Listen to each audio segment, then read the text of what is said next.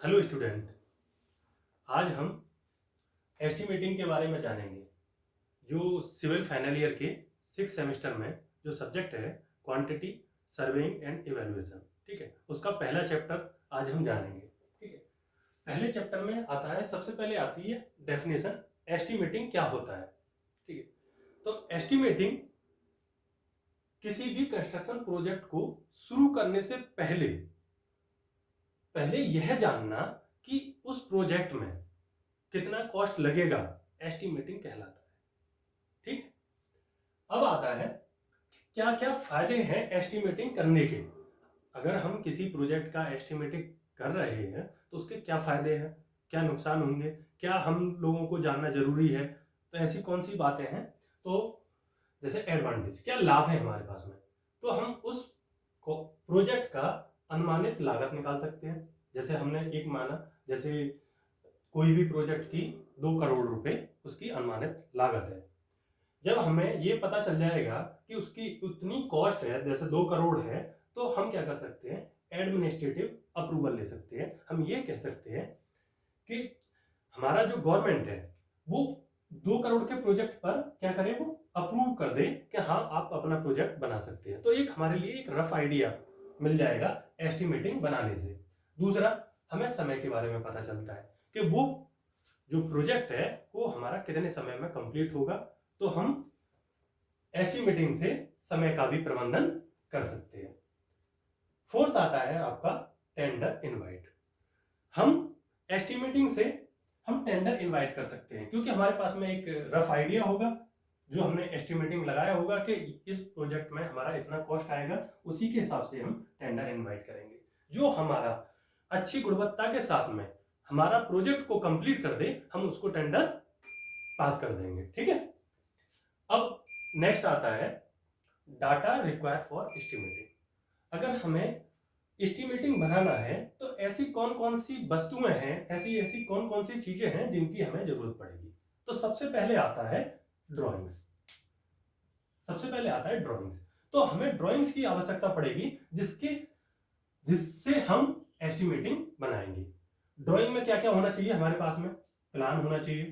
ठीक है, जैसे हमने अभी दिखाया यहाँ पर कि एक ये रूम है और रूम के बाद में ये वॉल है।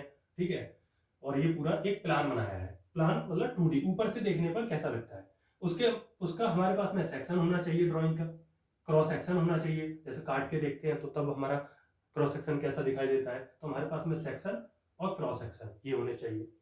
उसके बाद में एलिवेशन, फ्रंट एलिवेशन, ठीक है, फ्रंट साइड एलिवेशन, ये हमारे पास में होने चाहिए।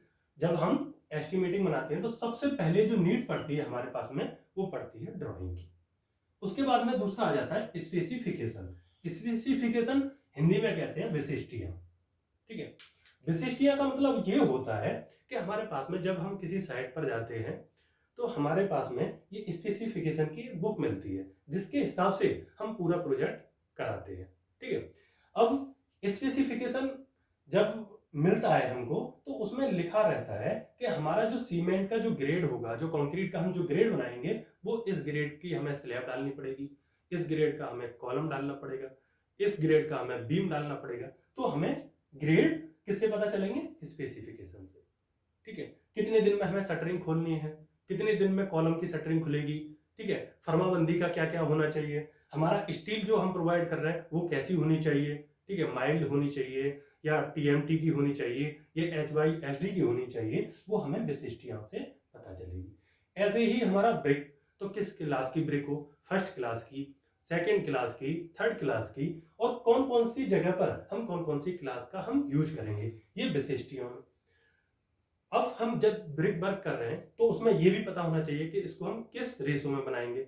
जैसे उसका मसाला तैयार करेंगे तो 1:2 का, 1:3 का, 1:4 का, जो भी हो, इस तरीके से हमें उसमें किस में लिखा रहेगा, ये स्पेसिफिकेशन में।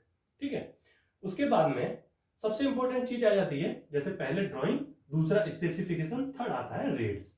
ठीक है, ये रेट्स क्या है, हमें पीडब्ल्यूडी की बुक से मिलते हैं, और वहां से हमें क्या पता चलेगा कि हमारे जो पूरा एरिया में इतना रेट्स चल रहा है। ठीक है, जैसे हमारे पास में उसी से हमें लेबर रेट, मटेरियल रेट, या फिर मशीन रेट, और भी जैसे हमारा अर्थवर्क का उसका रेट, तो हमें रेट से ही ये चीजें हमें पता चलेंगी।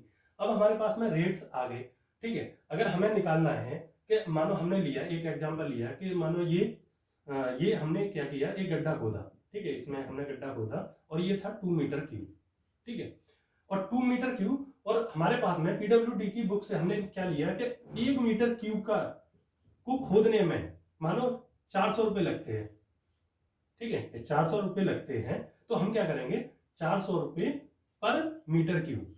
तो हमें रेट्स निकालने हैं कि 2 मीटर का गड्ढा में कितने रुपए में मतलब खुदाई होगी उसकी, तो हम 400 रुपए मतलब 1 मीटर के क्यूब के हिसाब से, तो 2 मीटर क्यूब के लिए कितना होगा, 2 गुणा 400, तो करीब 800 रुपए में हमारा 800 रुपए में हमारा क्या हो जाएगा, गड्ढा खुद जाएगा 2 मीटर क्यूब का। तो ये चीजें निकालने की हमें रेट्स की जरूरत पड़ती है, ठीक है।